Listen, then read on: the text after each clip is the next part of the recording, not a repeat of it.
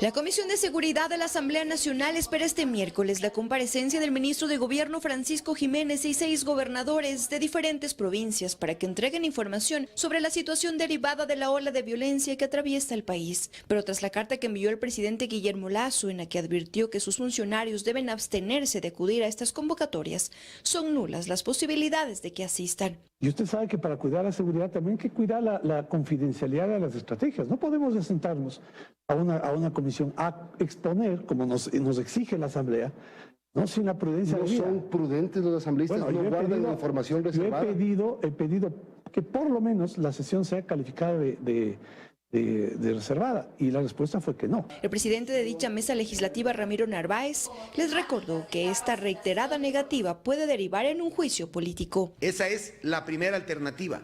La segunda alternativa es llamarles a sesiones reservadas. En el caso de no asistir, en ese mandato de ley que establece la obligatoriedad de asistir, nos faculta el inicio de un juicio político de manera inmediata. En su carta, el jefe de Estado advierte de lo delicado de la información que manejan alrededor de las estrategias en contra del crimen organizado y que esta no puede divulgarse. Livia Rivas, presidenta del Instituto de Estudios Legislativos, recuerda que la Asamblea sí tiene la competencia para solicitar este tipo de información. El artículo 9, numeral 10 de la Ley Orgánica de la Función Legislativa señala que inclusive en aquellos casos de este tipo de información, pues hay la obligación de entregarla bajo la obligación de la Asamblea Nacional y de los asambleístas de guardar la reserva que la ley establece. El juicio político ya es una posibilidad que se analiza en esta mesa, asegura el legislador Narváez, pero ¿en contra de quiénes? El responsable de la Secretaría de Seguridad Pública y del Estado y el ministro de Gobierno. Y hay amenazas de juicios políticos de parte de la Asamblea porque estamos cuidando del lado del Ejecutivo tengamos una eficiente respuesta de seguridad. La convocatoria está prevista para las 14 horas de este miércoles. Habrá que ver si acuden o no. Después de 7 horas de debate, la Asamblea Nacional aprobó una resolución que condena la crisis de seguridad que afronta el país, ocasionada por el crimen organizado y los atentados violentos de las últimas semanas en contra de la Policía Nacional, además de respaldar el trabajo de las fuerzas del orden. El documento contempla 17 puntos y fue aprobado con 120 votos a favor de 121 asambleístas presentes. La resolución que se emitió el día de ayer no va sola, va acompañada por un anexo en donde la Comisión de Seguridad recomienda 28 acciones específicas de corto plazo para que el gobierno pueda implementarlas y tener un impacto real en reducir el riesgo. Unirnos en un esfuerzo que sobrepasa definitivamente a todas las bancadas, que no puede tener una única bandera, sino que tiene que tener pues la participación de los 137 asambleístas. En términos prácticos, esta resolución solicita que en un plazo máximo de 10 días las entidades convocadas por el presidente de la Asamblea Nacional a la Mesa de Seguridad presenten la identificación de necesidades de reforma legislativa para su incorporación en la ley orgánica que regula varios cuerpos legales de seguridad, en trámite en la Comisión de Seguridad Integral del Legislativo. Para darle allí un primer vistazo a la propuesta que va a realizarse desde el Ministerio del Interior para poder tener un mecanismo expedito que respete, por supuesto, la presunción de inocencia, pero que no se dilate por 60 días cuando se trata de una acción necesaria como es, por ejemplo, la separación de un policía, de un miembro de la Policía Nacional de sus filas. Pero más allá de esto, la resolución exige que el gobierno se haga responsable de la seguridad y dotación de implementos para la Policía Nacional, y esto tendría estrecha relación con la asignación de presupuesto. Equipar a la Policía Nacional con patrulleros para efectuar más operativos de control. Nuestra Policía Nacional necesita armamento adecuado para que ellos puedan atacar a la delincuencia y no pueden estar en desventaja con la delincuencia como lamentablemente sucede hoy por hoy. Han bajado el presupuesto general de la justicia, han bajado el presupuesto de la policía. ¿A qué jugamos en el país? ¿A la mentira, al engaño o simple y llanamente a coger dinero para pagar deuda externa?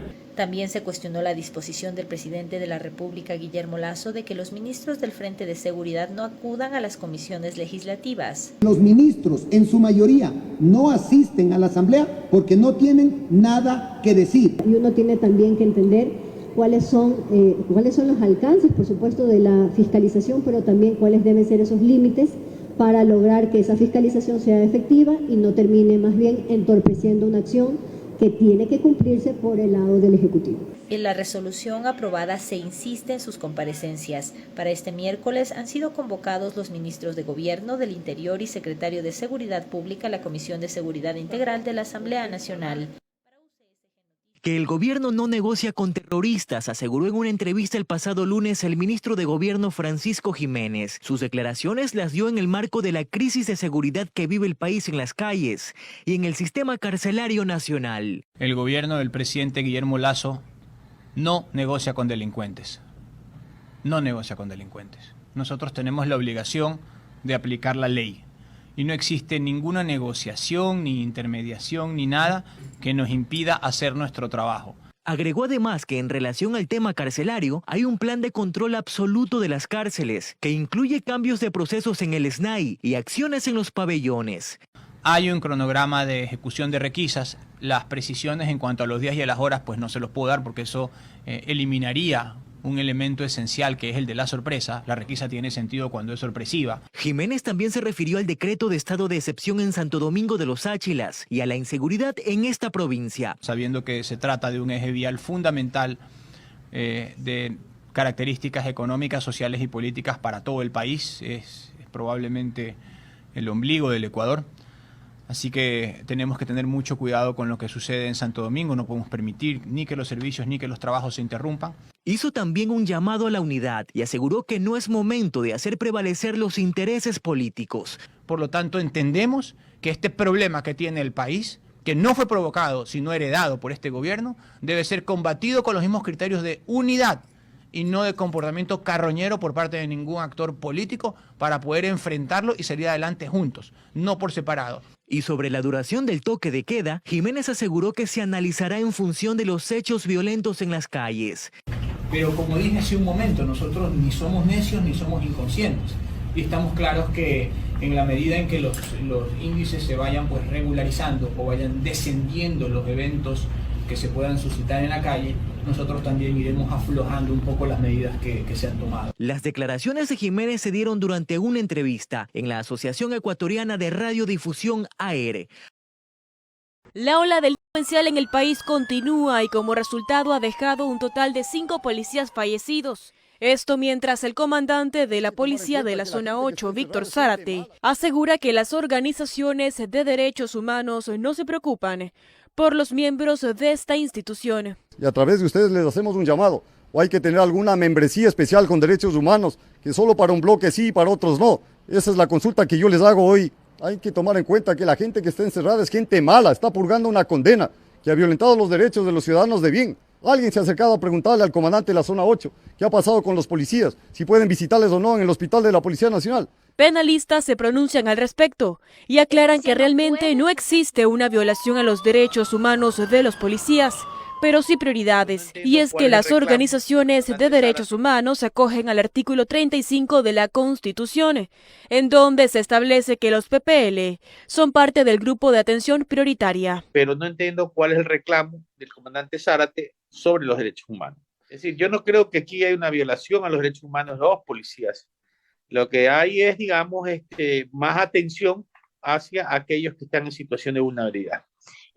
Ahora existe esta controversia de que solamente existen derechos para los procesados, para los delincuentes. Eso no es así. Agregando que las obligaciones en materia de derechos humanos están a cargo del Estado, que es el encargado de proporcionar capacitación y equipos de protección, además de leyes que tienen como objetivo precautelar la vida de los servidores policiales. La ley es muy clara, se puede usar el uso progresivo de la fuerza, obviamente en las escalas que van avanzando. Primero, los métodos que son de negociación. Tenemos luego el uso de la fuerza, ya que si existe resistencia por parte de esta persona, ya se le puede dar otro método, pero si ya existe una tal amenaza o peligro inminente de muerte o lesiones a otras personas, ya están facultados de hacer el uso de las armas de fuego. Pero eso sí, el servidor policial debe seguir este procedimiento apegado al estricto cumplimiento jurídico y derechos humanos.